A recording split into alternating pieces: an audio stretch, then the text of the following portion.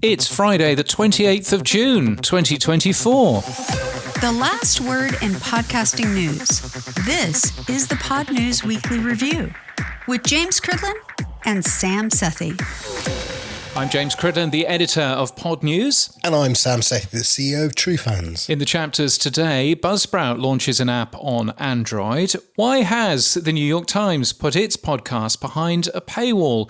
Google Podcasts, is it finally dead? YouTube adds a Your Podcasts page. Plus... Hi, I'm Russell Harrower, the founder of PodToo, and I'll be on later to talk about turning podcasts into radio. And I'm Alban Brooke, head of marketing at Buzzsprout, and I'll be on later to talk about Buzzsprout Weekly and the new Android app we just launched. They will. This podcast is sponsored by Buzzsprout. Podcast hosting made easy with easy and powerful tools, free learning materials, and remarkable customer support. From your daily newsletter, the Pod News Weekly Review. So, James, let's kick off. Buzzsprout has launched their app on Android. So, unlike Apple, Buzzsprout has managed to find a way to get an app to Android. Imagine that. What's going on? Imagine that.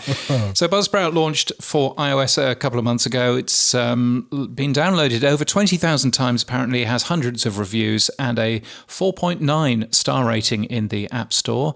So Buzzsprout for Android is out now. What I quite liked about all of this is that Buzzsprout spent quite some time making sure that it wasn't just a lazy iOS port, but actually copied over a bunch of useful stuff from the iOS app, but also made it work properly for Android, which is good. All kinds of stuff in there. You managed to catch up with Alban Brooke. Yeah, no, I caught up with Alban Brooke. I thought I'd ask him, what the Android app was all about. I asked him also what they're doing in regards to video. And so, yeah, a really interesting chat with Alban. We just launched Buzzsprout for Android. We launched Buzzsprout for iOS a few months ago. And as soon as it came out, we got hard to work on Buzzsprout for Android. I guess we'd started a bit earlier, but we wanted to have a native experience, all the native Android functionality, not just be like a reskin of an iOS app. And so we worked with a team that really understood Android.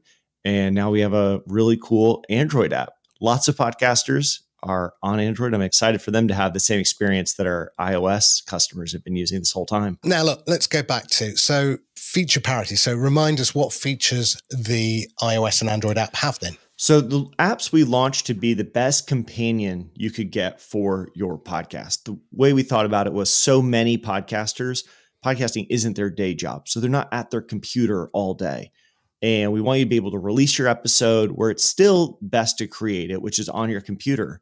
But now you have this companion app. So you can check stats, you can get real-time notifications, you're able to share directly from the app, and then you're able to effortlessly manage your podcast. So change a title, publish an episode, update a link. Fan mail now works in there. You can manage your pod roll. Tons of little things, but those are kind of the main categories. Yeah, and I've found it really useful. I remember when you first launched the iOS app and with fanmail, and it was over a weekend that I got it. And then we started to get ping, and it was like suddenly all these fan mails were coming through. And they are little dopamine hits. They're great. And again, just getting a notification saying that James has finished uploading the episode and that the transcript's just finished. So as a podcast creator, those little steps on the notification post-production are always good to know as well. Now, the other thing that you guys have been working on is some new podcasts. You obviously have Buzzcast, which is your main podcast, but you've got a new one out as well. What's that one? We just launched a podcast called Buzzsprout Weekly. We've done a weekly newsletter. I think we've sent it every Tuesday for, 6 or 7 years. And at some point, I think I was listening to Pod News Weekly Review or maybe James's daily podcast where he read his newsletter. And I went, why don't we do this for our shows? And so we started recording that newsletter and producing it as a podcast. And it's wonderful because we've already done all the hard work. The hard work is picking the stories, is writing the newsletter, is thinking about what do we really want to communicate to the indie podcaster, to the Buzzsprout podcaster. And so we put all that together. And now it takes us about an hour to go from, okay, the newsletter's done to the episode is published. Today is the second episode. You can download it in your podcasting app. and listen along with the Buzzsprout newsletter. Now, who's producing this for you? I mean, it's not you and it's not Kevin. So who's working on it? Well, Jordan is the podcast producer for Buzzsprout. So this is now the third active show she has. We do Buzzcast. We're doing Buzzsprout Weekly. And we also have a show that's about how Buzzsprout does customer support. So that's called Happy to Help. It's not podcasting specific. So if you are a customer support team, or you're just helping customers, you want your team to lead with empathy, to understand the customers. Priscilla, who leads our customer success team, does that podcast, and definitely check it out. But those are the three shows Jordan does. And the host of Buzzsprout Weekly is Megan. And so Megan writes our newsletter. And so we're leaning a little bit more into having some more personality in some of the podcasts. We don't want it to all just be Kevin and I on Buzzcast. So now we're having a bit more people involved in creating the shows. You've had AI now for a while. Have you seen a rapid adoption of usage? Have you got plans to make enhancements to it? What's the planning around AI? We have made enhancements. So we've changed some things with how you edit the transcript. We've added social sharing so that we can write tweets. We can help write blog posts. We want to create that social content for your podcast. I mean, it's something we're really interested in. Co-host AI is now over a year old, and we want to keep improving every part of Buzzsprout. I do think that there is a lot of AI hype right now, which you kind of need the AI hype to get everybody to start building the real use cases. People are suggesting lots of ideas that I'm not 100% sure are useful for the podcaster. And so the way that we built Co-host was, here's some real definitive pain points. You know, I do not like finding my chapter spots when I'm creating the episode. I know that they're out there, but I don't know the exact timestamp. It's nice for it to find it. I don't love transcribing. It's great that it can find it. I don't like coming up with catchy titles and descriptions. It's wonderful that Co-host AI can write those for me. So as we discover new use cases, specifically because we are using Buzzsprout every week, and we're noticing this is a place for AI, I think we'll implement it. But I don't want to end up putting the cart before the horse and saying, oh, AI could do this. Let's start trying to force its way into my podcasting workflow. Last question then. On podcast movements coming up middle of August in Washington. Buzzsprout, I assume, will be there. Is the whole team going? Because you weren't at the one in LA. So can we expect to see you all there this year? Well, I was there in LA, but just me. We sometimes with the ones out in LA, which are a little bit smaller and mostly are more industry focused, we were sending smaller teams, but I think it'll probably be 3 or 4 of us will go up to DC this year. I am super excited. Podcast Movement, largest podcasting conference in the world.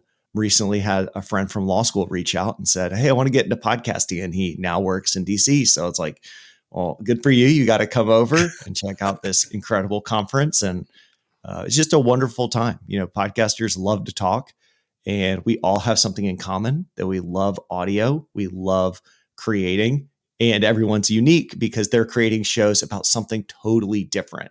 And so you meet tons of interesting people, and it is really one of the best parts of my job. Will you be presenting at the event? I think Tom has a couple talks. I sometimes will pitch them. Sometimes they're accepted. Sometimes they're not. So we will see. Brilliant. Alban Brooke, Head of Marketing at Buzzsprout. Thank you so much. Thank you for having me. Are you voting in this general election? Of course you are, but some of your friends might not be. So help them out. It's simple. Get your phone out, text 3 friends, and ask them to vote. Whatever you're voting for in this election, the NHS, affordable housing, decent jobs, the climate, human rights, or any other issue close to your heart. £14.50. 2 coffees and a sausage roll? Yeah. What? There's more you can do than just vote. Enough is enough. Something needs to change. I want to say in this. Triple the vote. Oh, and don't forget to bring your ID. July 4th. The Pod News Weekly Review with Buzzsprout. Podcast hosting made easy. Now, YouTube. We're not quite sure, or at least I'm not quite sure. Are they fully into podcasting, or are they just sort of dabbling on the edges. But they've added a Your Podcast page, James.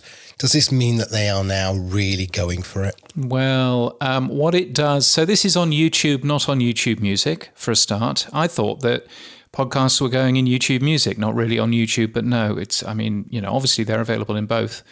But you'd have thought that the audio app would be the place where they would put lots of their podcast stuff. But no, this is a Your Podcasts page. If you're on YouTube on mobile, then hit the U tab on the bottom and you'll find a Your Podcasts page there. If you're using the web, then it's on the sidebar, and that just gives you a list of shows that you're subscribed to. I'm guessing if you're not subscribed to any, you might not see that.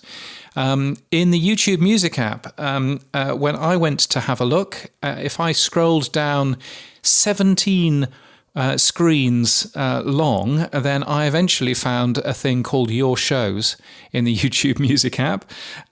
So it does exist in there as well. Not quite sure why it's not called Your Podcasts, to be honest, but still, there we are. Consistency has never been one of Google's strong points. And yes, so, there is something there, and a little button if you want to add more podcasts. It links you straight to youtube.com/podcasts. That worries me. That reminds me of the days in Microsoft. You often got two teams developing. I remember with the Microsoft Office team, we would have the Word team and then the Excel team putting different icons for different things, and they were actually similarly in function. And then eventually somebody went, no, stop. And then they actually got a Microsoft Office czar who would then dictate what was going to go into the product. But blimey, yeah, Your Shows, Your Podcast, that's two teams, that's for certain. Yeah, that's not great. And then when you link through to youtube.com/podcasts, well, what do I see in there? I see something marked popular episodes. Now, I'm in Australia. I'm a YouTube Premium subscriber. So what would you expect I saw? You would expect to see a bunch of, popular things called podcasts. But what you actually see is something from a company called Midas Touch talking about Trump and all of that, which has got nothing to do with Australia. Next, Philip DeFranco, wealthy white couple used adopted black children as slaves. I think that's more American nonsense. The NBC News nightly news full broadcast. That's not a podcast. What on earth is that doing in there? From June the 26th, that was yesterday as we record this. And then somebody called Dr. Mike. I can't believe I have to say this. Got nothing to do with podcasts at all. There is then a rail which shows popular podcasts, and the popular podcast that it is promoting is The Diary of a CEO, which I suppose is popular in the UK. It's not popular here. Lex Friedman, PBD podcast, whatever that is, never heard of it. Rotten Mango, not heard of that. The H3 podcast, which I have heard of, and Lo-Fi Girls Radios. And there is nothing in here, with the exception possibly of Diary of a CEO and Lex Friedman, that I actually recognise at all in here. And I write about podcasts all the time.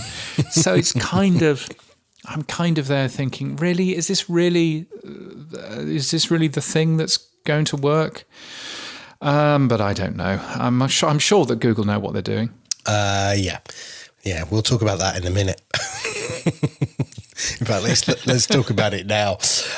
Google Podcasts. What is it doing? What is it? Is it alive or is it dead, James? Shock putting him back together seems to have been too much for him. He's dead, Jim.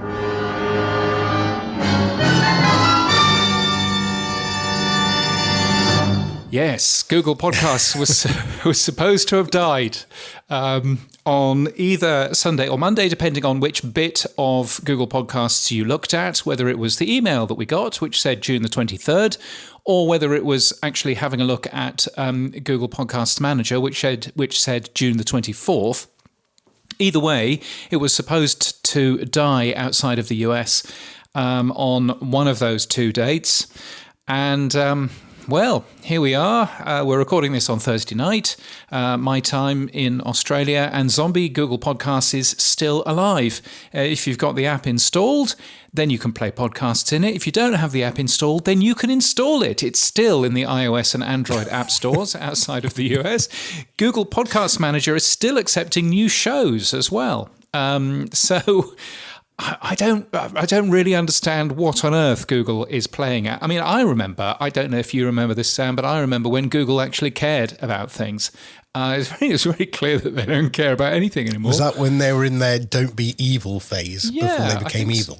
I think so. I mean, it's just bizarre. Google Podcasts, of all of the write-ups that I've seen, everybody says, oh, it closed over the weekend. It didn't. It's still there. And all of the write-ups I say Google Podcasts failed to be successful. It was the number 3 most popular podcast. Yes, it was only doing 4% of total downloads, but it was the number 3 most popular podcast app in the world. So it was doing, frankly, better than every other podcast app out there, apart from Spotify and Apple. But they've managed to kill it, except they haven't killed it. I just do not understand what Google is playing at. So it's another thing which is still not quite in the Google graveyard, but very close. I think I've found the answer, James. What's that? It's when John Spurlock left. That's it. When John Spurlock left Google, it all fell apart. That was the answer. Yes. No, I think you're absolutely right.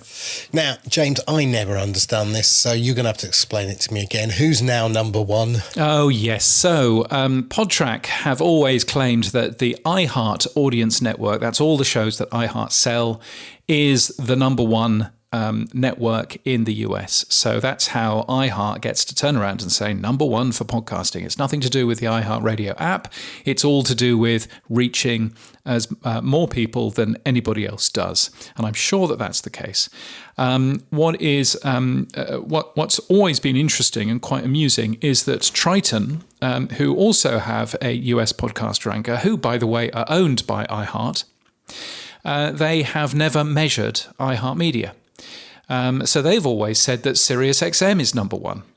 That must have annoyed somebody at iHeart rather considerably because they are now being measured by Triton, which means that the iHeart Audience Network is now number 1, according to both PodTrack and now Triton. So for the first time, iHeart is now number 1 in both, which is nice. So there we are. So we don't have to look again because they're going to be number 1 forever now. I think that they will be, given that they have 76% more than SiriusXM in terms of average weekly downloads. I think that there is definitely something there to have a look at. So yeah, really, really interesting numbers. And I am currently working on a story around what those numbers are. And who knows, maybe this time next week we'll have a little bit more to say about that. Let's whiz around the world. Germany, James, here's another one. Germany has launched a podcast ranker from MA Podcast. I'm going off for a coffee. Tell me all about it. You can just be very, very quick.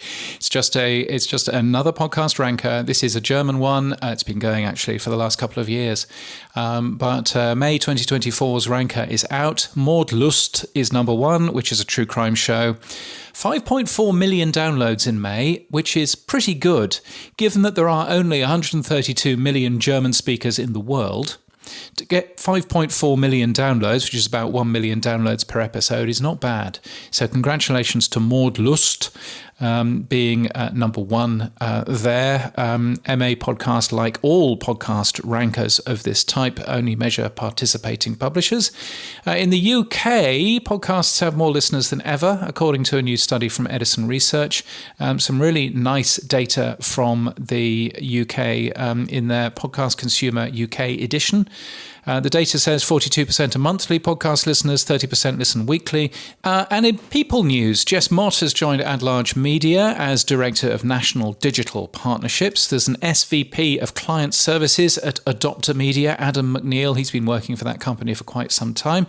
Some interesting things going on in Australia with Lizzie Young being the new CEO of Commercial Radio and Audio. That's the company that looks after radio broadcasters, but also runs the Australian podcast ranker here as well. Also, Billy Hartman has joined workflow automation and ad management company Frequency. He is apparently an audio ad veteran, so good for them. And Azil Enriquez recently joined Salem Web Media as the new podcast marketing coordinator. Lots of exciting things happening there. So, events, James. Podcast Movement is coming up August the 19th in Washington. James, you wrote you've been hearing intriguing discussions about a Podcasting 2.0 event. Who's that from? I'm just basically trying to get you to spill the beans, Sam, there. Oh, yes. But I wonder what it was. I was very careful with it. I said either virtual or perhaps in a physical space. Is there anything going on about a Podcasting 2.0 event? Yeah, you will be the first to know. You know that. But yes is the answer. It will be both. And it looks like we've got the green light. But I'm now putting together the final discussion pieces. But yes, the answer is there will be both a physical and virtual event. So watch this space. I promise by next week I will have the final details for you. Oh, well, that's all exciting. Also happening, Podcast Day Asia, taking place on September the 3rd in Kuala Lumpur in Malaysia, which is somewhere I'm going next week. Podcast Day Asia is programmed by PodNews, and lots of very exciting people who already signed up for that. The keynote is from NPR's Emily Kwong, but we also have a bunch of other people speaking, including somebody from Indonesia who has translated their show into English using a company in the Philippines. We have got, I think, somebody from the ABC who'll be talking about whether video is actually a thing in terms of podcasts, so that'll be interesting. Anyway, if you fancy a journey into the sweltering heat of Malaysia, then please do.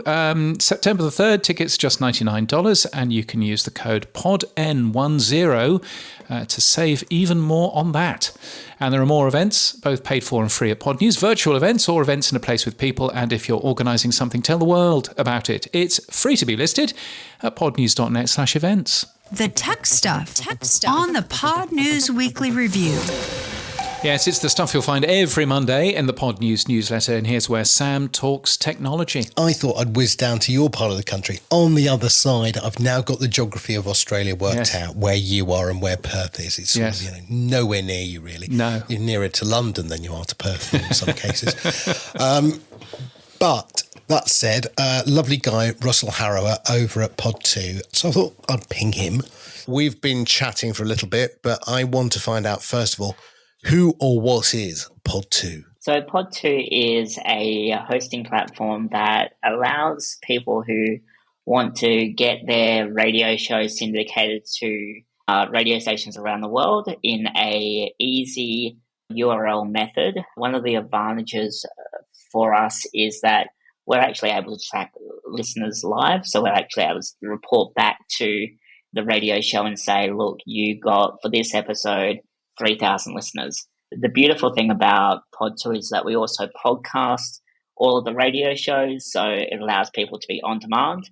And I guess the whole system was basically use Dropbox or send the file manually through WeTransfer. And when you've got 700 radio stations that you need to syndicate a show to, that gets time consuming very quickly. First part is you are a standard podcasting host. You've got lots of clients.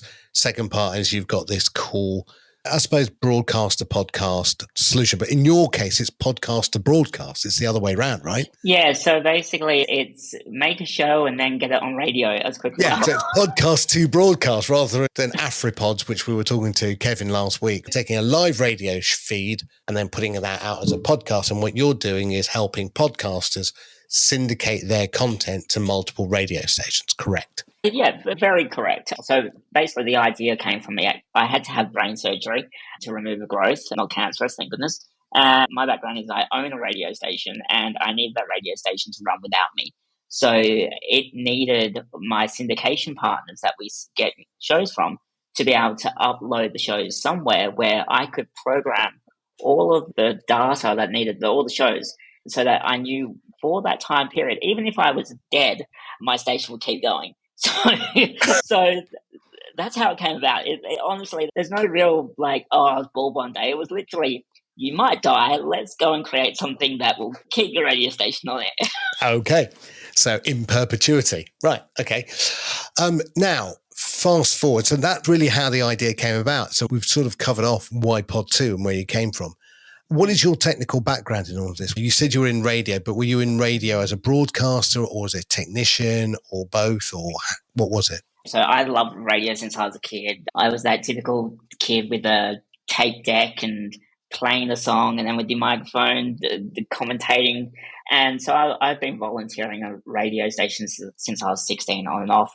My actual background is coding and developing, so I'm just a nerd at heart.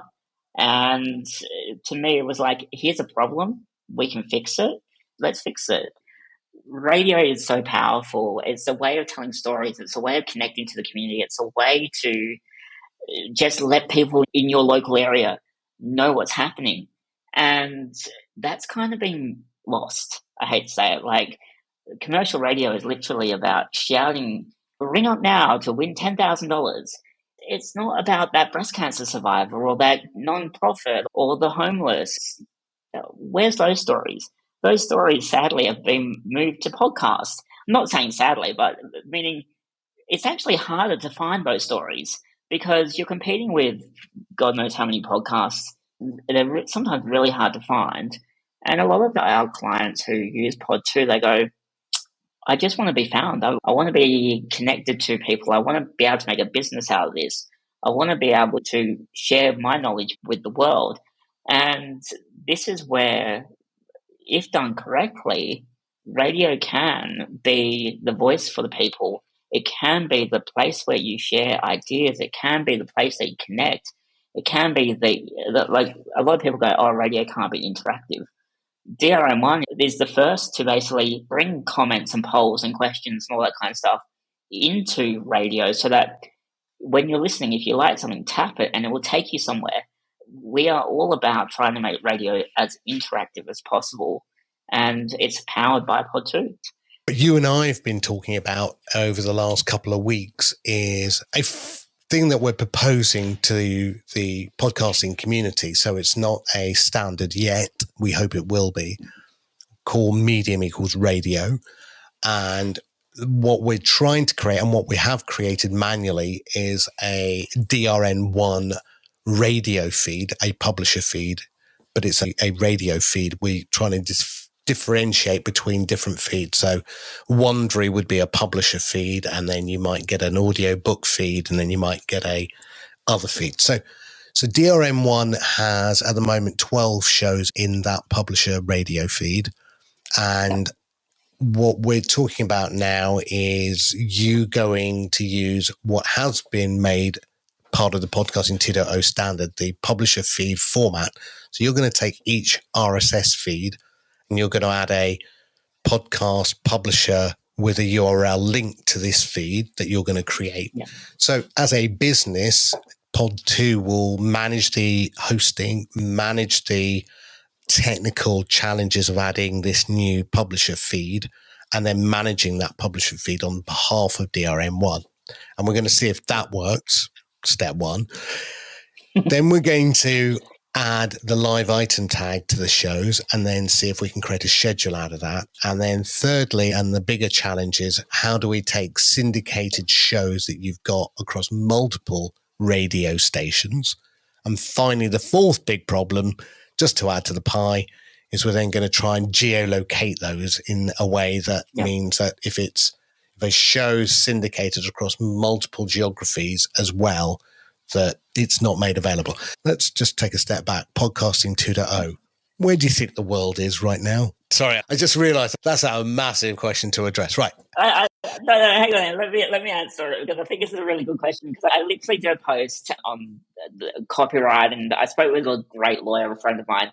And to me, I'm very anti big corporate platforms that take podcasters who, let's be honest, that we pay rent, we have to put food on the table, we have to pay for the mixers, we have to edit. Like, it costs us creators a lot of time to make these great shows. The problem we have with platforms, and I won't mention names, is that they will put ads all over our content and they will not pay us. So they'll ingest our content. They will tell us that we're not allowed to put our own ads in it, or programmatic ads in it, I should say.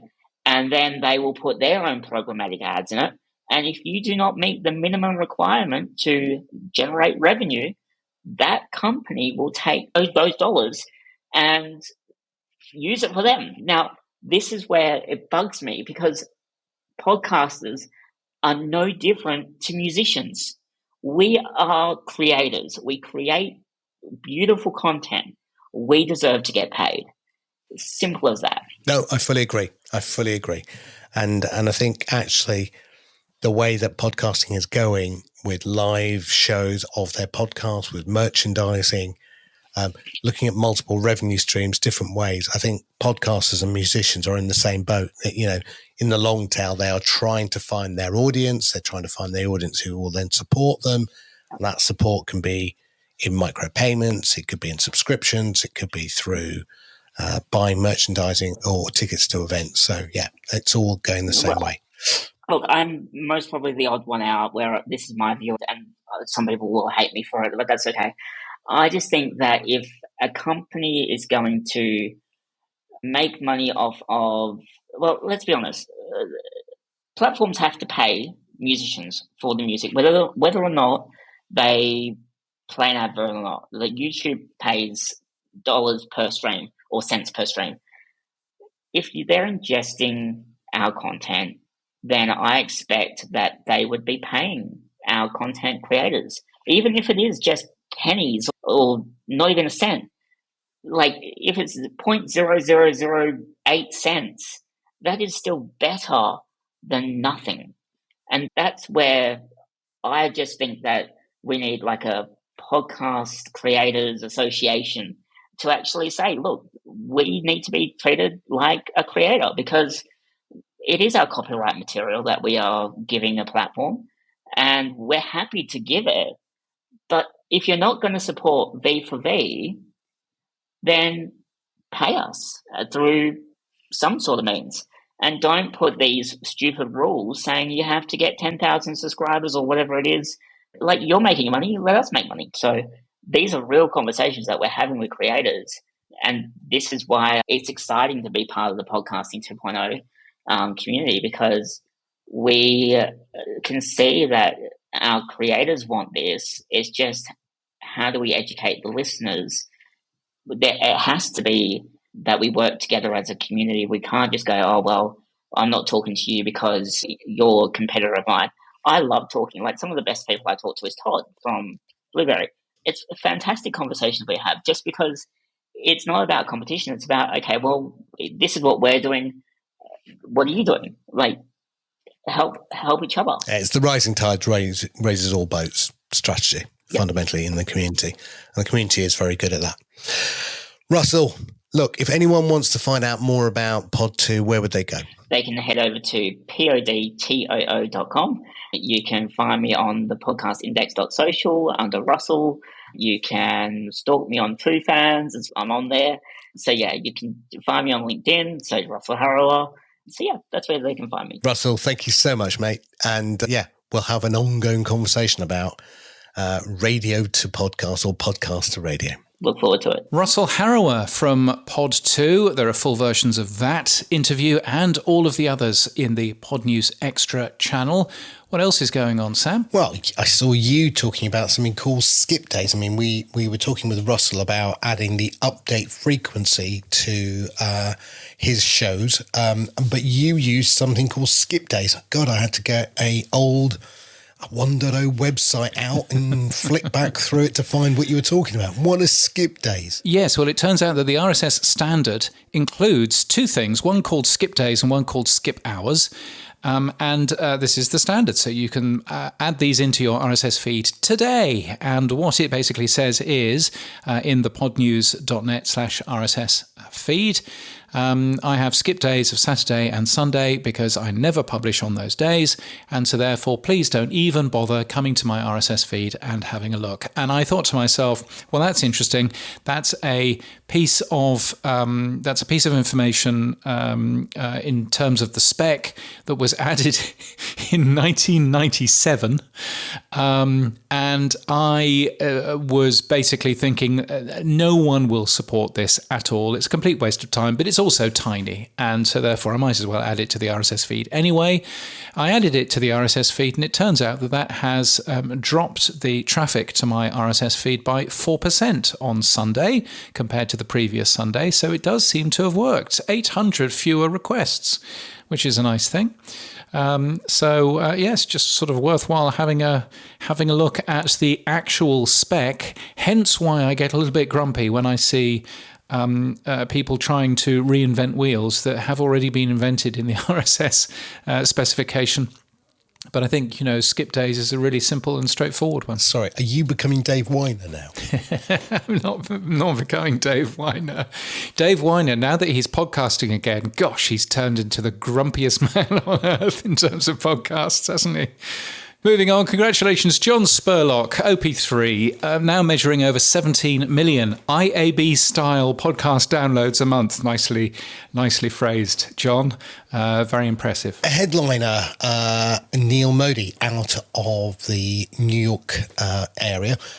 He's now announced that you can auto-post your podcast to TikTok. You can already do that to YouTube using Headliner. I thought this was quite cool because TikTok really is getting a high volume traffic.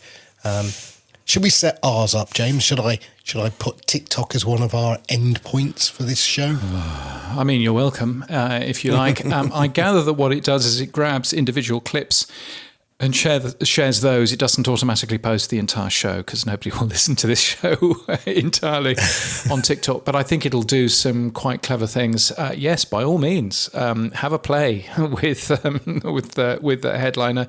They very kindly put this show onto YouTube for us, so it's worthwhile having a play with, I think.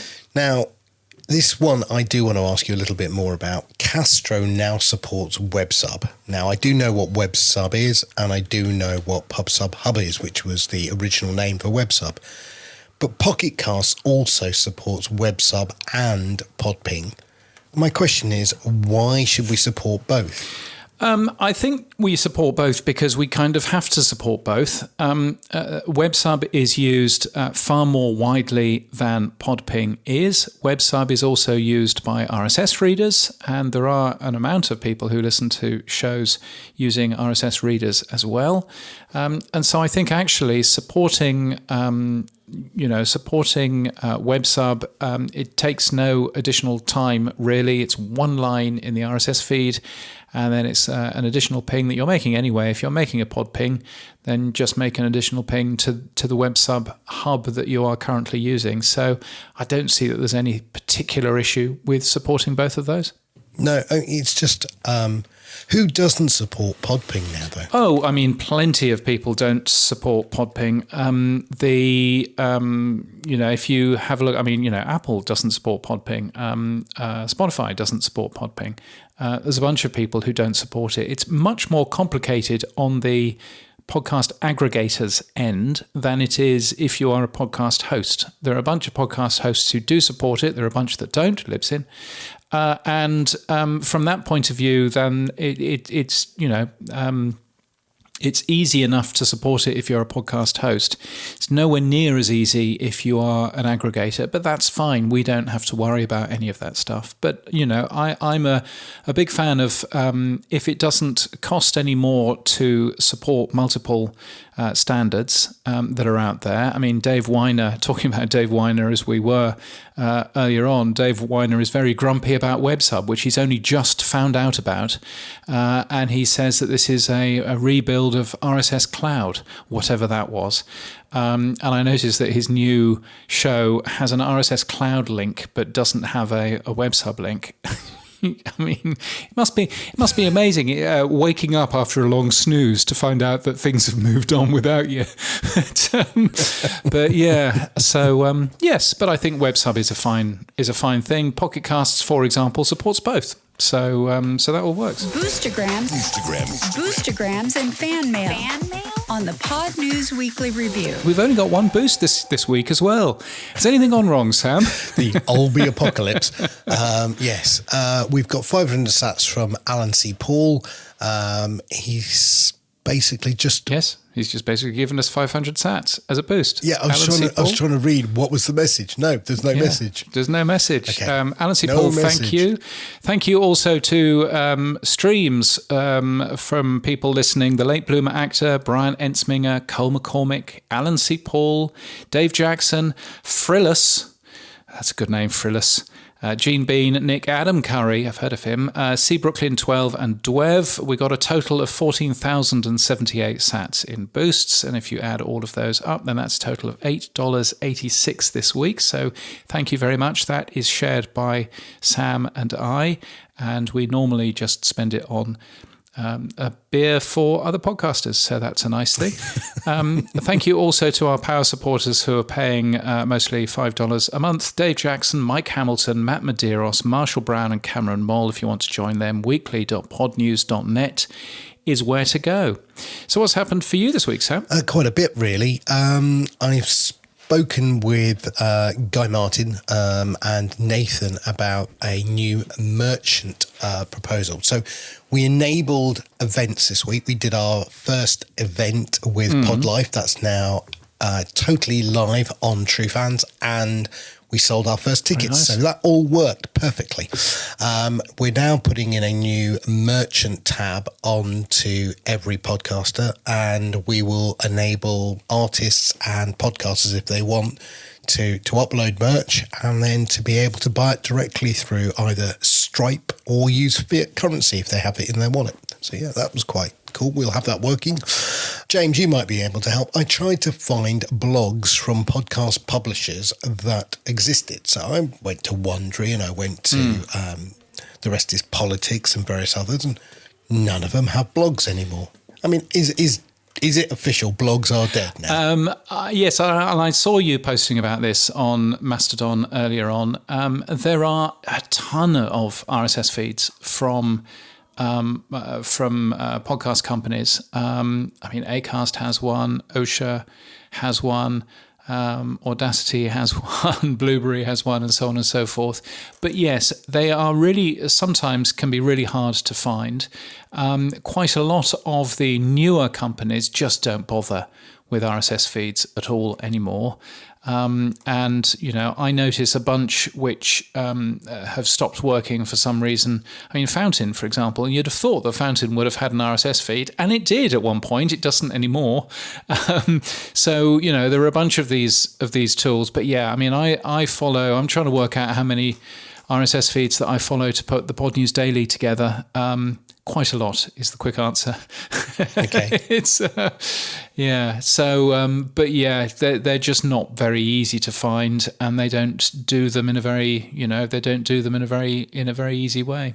It was only I thought it'd be a really interesting idea to get a RSS feed, let's say from Wondery, about what they're up to. Yeah. Add that to a tab, so we work with you to have the news feed for Wondery, and then maybe we'll put their blog feed next to it. Again, just aggregating things around where you're listening. Couldn't find it. Yeah, of course, that makes perfect sense. And unfortunately, it's very hard to find many of those. Quite a lot of them haven't used the automatic, I mean, you know, there certainly won't be a little orange RSS button on most of these sites, which, as you'll notice, there is one on the Pod News website on virtually every single page. But yeah, so you need to look quite hard to find out where those RSS feeds are. I'm currently following 241 RSS feeds into the big list that I currently look through, and I'm sure that I'm missing a ton of them as well. So, yeah. The other thing that was really interesting. Your toy glasses. Oh, my toy glasses are superb. I mean, talk about freak people out. But the cool thing about it is, yes, they're Ray-Ban Meta sunglasses with video, audio, and live streaming, and AI. But Meta turned on Fediverse support in Threads. So now I can be in Threads with my account and I can post automatically to Mastodon or Plex or anywhere else. And that's really cool, except they turned on support. Except you can't though, can you? What? Because Threads haven't Facebook Meta, haven't they done something with Threads just for the Europeans, which mean that it doesn't work? Oh no, they haven't turned it on for Europe, but clearly UK's no longer in Europe. So hurrah, the first ever benefit of being in Brexit. Yes, that is it. We are no longer considered European by Facebook. Wow. So they gave us access. You might not be able to afford to eat anymore, but at least you can get access to Threads on your toy glasses. Oh God, there's help a us. thing. Yes, that's about it. So yes. Anyway, what happened for you this week, James? Oh, there's a thing. Today was quite fun, and you'll hear from her next week. The podcast professor, Kim Fox, who is based out of Cairo and does Podfest in Cairo every year. She was in Brisbane, and so we went to have a look at kangaroos and things and did all of that. So that was fun. It coincided with school holidays, so my daughter ended up coming along, and we showed her the crocodiles and the, and all of that, and the kangaroos and the Tasmanian devils and all of that. So that was fun. So enjoyed doing that. And what else has happened for me this week? Not an awful lot else, really, apart from that. Next week, I'm off to Kuala Lumpur to speak at the Asian Broadcasting Union, which should be fun. And, there was one other thing that happened this week, which was quite fun. I voted, Sam. I voted for your country. Hang on a minute. You're an Australian citizen now. Why are you getting a vote? But I'm a British citizen as well. And the good folk of Southgate and Wood Green, as the constituency is now called, the good folk of Southgate and Wood Green deserve me, somebody who lives 10,000 miles away, choosing their next MP. Yes. So I went to. What I loved about it is I went to there's a website in the UK where you can see what the what the calculated guess is of who is going to get in. And I went to have a look for Southgate and Wood Green, which is the constituency where I used to live and therefore the constituency where I still vote. And it says there is a 100% chance that this is going to be held by Labour. 100% chance. I actually get in to Australia. What time do I get in? I get in. Oh, how exciting. I get into Australia at just after 9 o'clock at night UK time on the 4th of July. And so I get in, it's very early in the morning, and so I can then get home. I've got an hour to get home. Then I can sit in front of BBC News and I can watch your entire country falling to bits. Yes, I'm going to be doing the same. Yes, or if you like it better that way, reassembling itself. But yes, that's going to be hilarious. So yes, I'm very excited about the fact that I'm flying during voting, where there's never any election news because there can't be by law. And so I land just before they can start saying, and according to the exit poll, Reform are in, or whatever it is. So yes, I'm looking forward to that. Oh God, if that's the case, you better get a spare room, mate, because I'll be on the first flight out.